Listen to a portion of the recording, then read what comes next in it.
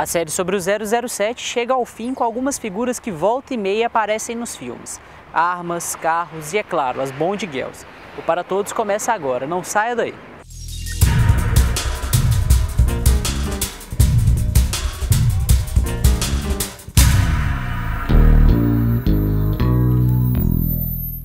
Não existe filme de James Bond sem muitas mulheres desfilando pela tela.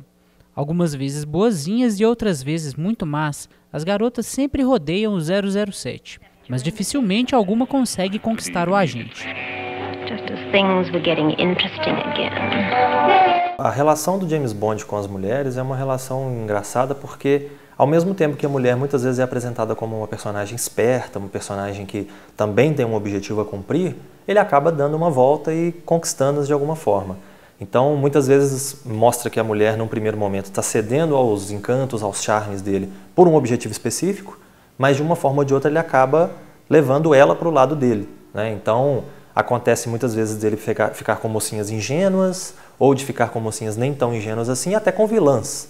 Então, ele usa essas mulheres da forma como convém para ele, muitas vezes elas acham que estão usando ele também, mas ele é o tipo do cara que não perde o foco nunca, né? E aí o filme acaba tendo também uma visão machista de que a mulher acaba se apaixonando, então ela deixa de cumprir o objetivo inicial dela por uma certa fidelidade, né? Uma certa dedicação ao James Bond, e por isso ele acaba conquistando o objetivo dele, porque ele nunca perde o foco. Então eu acho que muitos dos filmes colocam isso, que a mulher, por mais que ela tivesse um foco inicial, ela acaba se desvirtuando daquele foco porque ela se apaixonou por ele, ou qualquer coisa assim.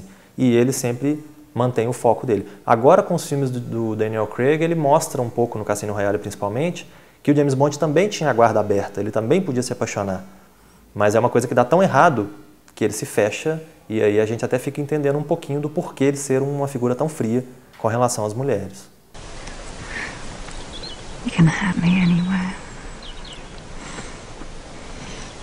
I can? Yeah, here, there, anywhere you like. Com relação ao número de mulheres, né, que frequentam a vida, a cama do James Bond, eu acho que vai também de acordo com a época um pouco, porque eu acho que nos anos áureos lá do James Bond, 70 e 80, eu acho que era um pouco mais aceita essa questão de que a mulher ia passando, né, o personagem ia pegando. Porque uma mulher que passa na mão de muito homem tem aquela visão pejorativa de que essa mulher não vale nada. Mas o homem que pega muitas mulheres geralmente é o garanhão. Então o James Bond gostava de ter essa aura de garanhão. E não sei se hoje, às vezes, pode ser ingenuidade minha, mas às vezes mudou um pouquinho isso. Então você não pensa assim, o cara pegou muitas mulheres, ele é o cara, né? Não, ele é um safado, né? Então pode ser que tenha um pouquinho dessa visão de hoje, de que o James Bond tem que se envolver com menos mulheres para ele não parecer ser tão canalha, né? Para ele poder, o público poder às vezes ter um pouco mais de simpatia por ele. Porque senão ele vira simplesmente um cara, né, um manipulador, às vezes até pior do que o vilão que ele está tentando combater.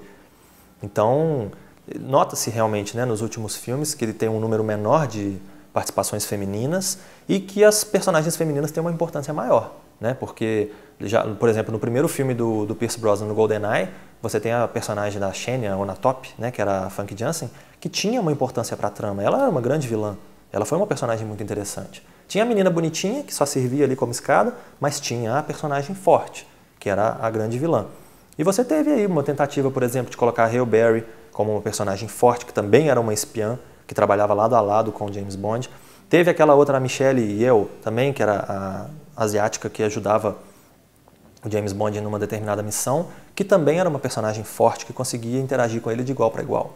Então a visão com o tempo foi essa, de que a mulher, ao mesmo tempo que ela não tem simplesmente que passar como uma figura fácil, né, alguma coisa muito simples, como ela também tem força, né? Então você começou a ter umas figuras mais fortes contracenando com James Bond. No próprio Skyfall, que é para falar, né, do atual, a gente tem a figura da Eve, né, que é a personagem da Naomie Harris, que é uma personagem forte também. Negative, there's no time. Take the shot. I say take the shot. I can't, I'm in it, Bond. Take the bloody shot. Quando você vai compreender a história a partir do Cassino Royale ou a serviço de Sua Majestade, e que você percebe o trauma que ele tem com as mulheres, aí você começa a entender um pouco por que ele trata a mulher como uma figura não confiável e que ele tem medo de isso se tornar realmente um ponto fraco. né? No sentido até psicológico. E é muito interessante nessa série, nas versões mais novas, eles têm substituído o M, que é o chefe, por uma mulher, né? Que acaba tendo uma dimensão até, se você quiser, psicológica, freudiana, ou que seja, né? Dessa mulher que manda nele, que ele tem uma relação de quase como uma substituta da rainha da Inglaterra ali, né? Colocada. Ele luta a favor, a serviço de sua majestade, né? Da rainha. Então tem essa questão feminina aí que no livro é pouco explorada e que agora, principalmente as versões do Daniel Craig, tentam explorar. Por que essa frieza? Por que essa relação com as mulheres? Por causa de traumas, né? Dele ter percebido esse ponto fraco na questão principalmente do amor, né? Então ele é uma figura que se fecha para o amor e usa as mulheres e aquilo que o interessa, né? E isso foi até muito criticado nos anos 60, embora a série sempre levasse isso como uma espécie de brincadeira em relação às características do personagem que já estavam no livro. Além de James Bond, outros personagens sempre aparecem nos filmes. É o caso de Q, o inventor dos carros e engenhocas que o 007 sempre leva para as missões. Smile, boys. Don't use the flash!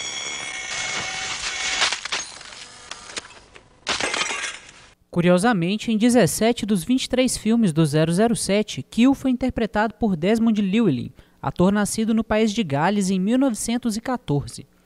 Llewellyn fez o papel até o filme O Mundo Não É o Bastante, lançado em 1999, ano em que morreu. Como você tem o James Bond, que é um personagem recorrente, você precisa criar uma rede de suporte para ele. E ele trabalha numa organização bem delimitada, apesar de ser misteriosa, que é o MI6.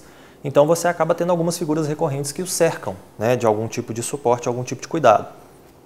Então você tem, por exemplo, o Q, que na época era uma pessoa e depois, com essa revitalização do personagem já no Cassino Royale, foi colocado não como uma pessoa, mas como um departamento. Então você tinha um departamento de desenvolvimento tecnológico e você tem um representante desse departamento. Então é como se eu estivesse dando o nome do departamento para a pessoa que ele representa, né?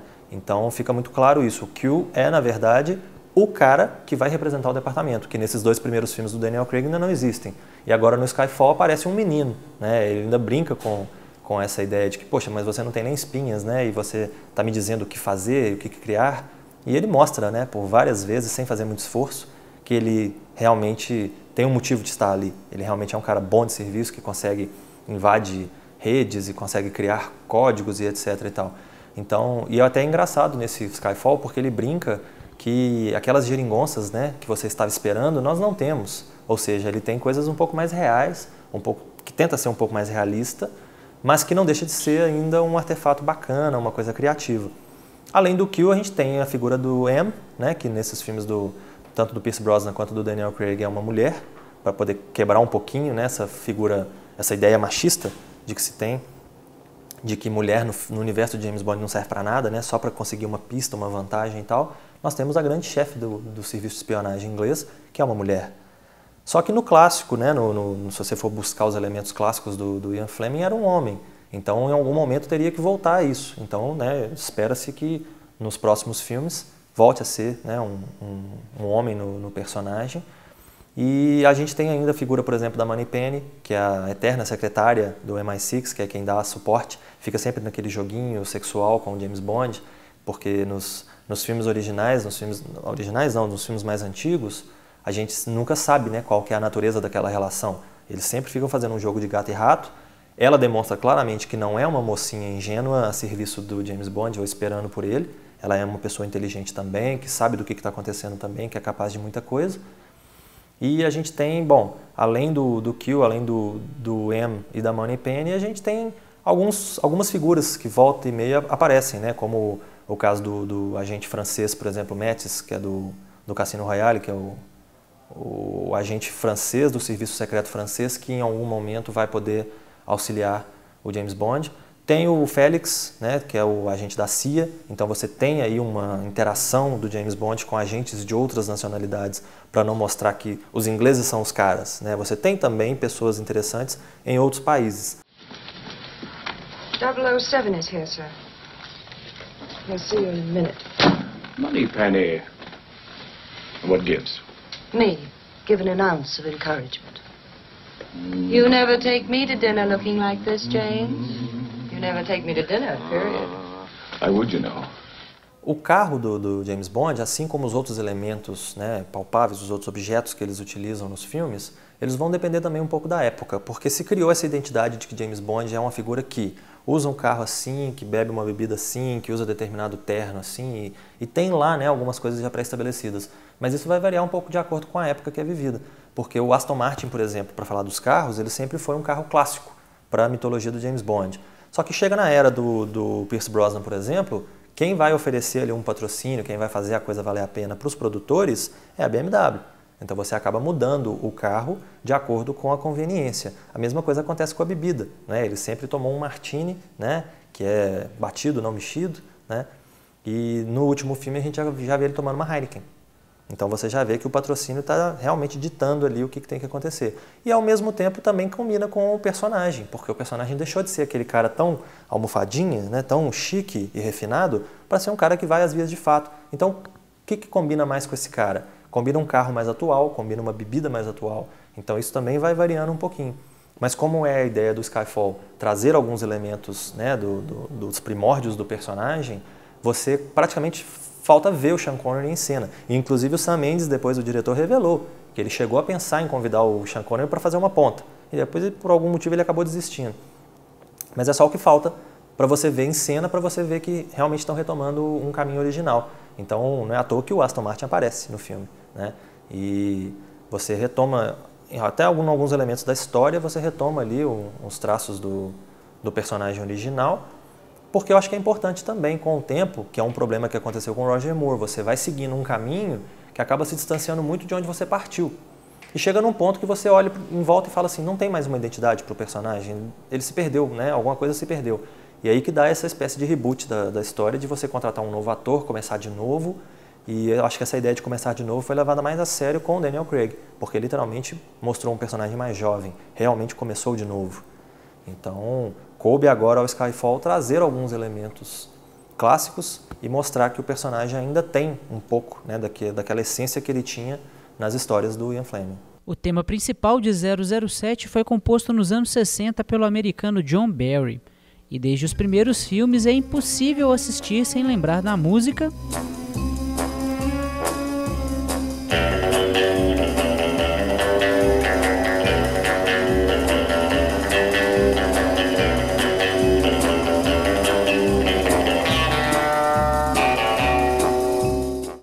É uma coisa interessante de você pensar, porque quando você assiste a introdução, como é uma introdução e está no começo do filme, você olha para aquilo ali e fala, inventaram de colocar aquilo ali porque ficava legal.